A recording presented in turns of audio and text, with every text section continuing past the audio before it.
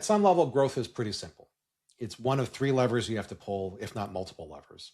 It's how many customers do you have? How many units per customer do they buy? And what's your price per unit? Any one of those three levers can work. All three work together. Super consumers, category design, all of this works in a way that gives you non-obvious ways to pull each lever. And the reason why we ask that of you is we want to make sure that you've already done some thinking about your thinking about where your business is and where you should go from next. And so some of this is just, are you self-reflective and not being reflexive about your business so that you're naturally coming into the academy with a preconceived notion that, hey, if you only got me more customers, then everything would be fine. Why aren't you getting me more customers?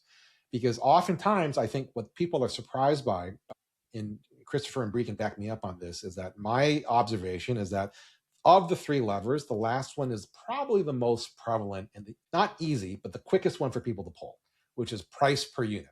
And that more oftentimes than not, people will come into the academy. They've bought into category design. They've been on the pirate ship. They have a business that's six figures and growing meaningfully or more, and they don't understand the value of their value. They over deliver, and they have not appropriately priced for that, or maybe they're still charging for time, and they're not charging for outcomes just yet. And so, what the counterintuitive part, most people will come in and say, if I only had more customers and consumers, I'd be off to the races.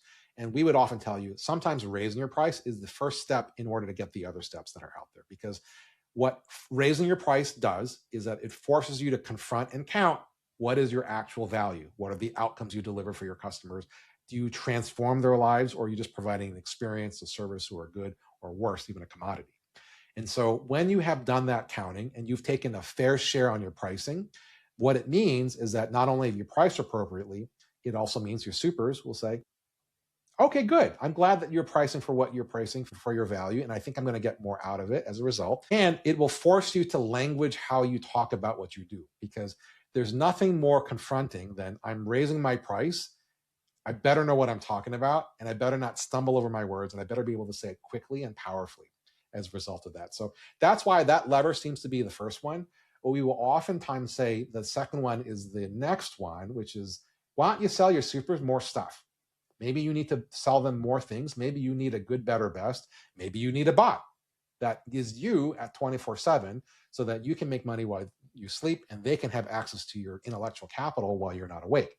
And finally, that comes the more customers bit. And what we have found is that when you have frame, name, and claim so that you can price appropriately, when you have sold your super consumers more because they have more demand and you've gotten a good, better, best, you've not only solved for all of these things, but you've generated WOM. And that's what's actually going to be the key to getting more customers in the first place. And so we just kind of broke down the most common path that the folks in the academy get to, which is why we want you to have thought about it, to have gotten data from your own business, because that approach may not work for everybody, but it's important for you to have thought about it and to come in ready to kind of really figure out and play around with which lever makes sense, which ones do not.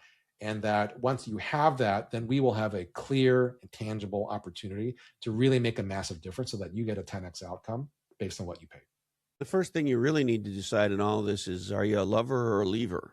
You didn't even chuckle. I didn't even see a smile on that one, Bree. Look, the reality is when people do this work, there is one consistent aha that almost everybody has, which is, when I inventory what I really have, I'm much more valuable.